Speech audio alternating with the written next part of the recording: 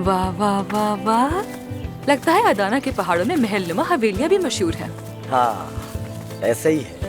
इस जगह की जो कहानी है ना, वो मैं आपको। हमें कहानी से कोई दिलचस्पी नहीं। ये सारी कहानियां फजूल होती हैं सॉलिह। जो गुजर गया वो गुजर गया। अब हम हाल में रहे, अपने काम पे ध्यान दें, समझ आई?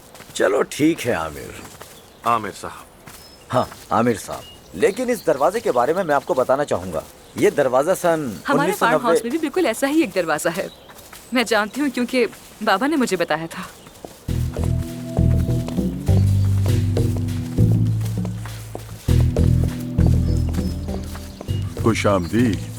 खुशामदीद डॉक्टर साहिबा। मैं हूँ बातिन गुरबस।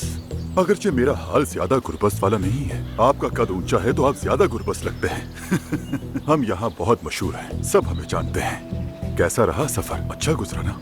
जी अच्छा। तो अब आपको प्यास भी लगी होगी, क्या पेश करूं? लस्सी, चाय, शलजम का जूस, वो भी बहुत अच्छा होता है। शुक्रिया शुक्रिया।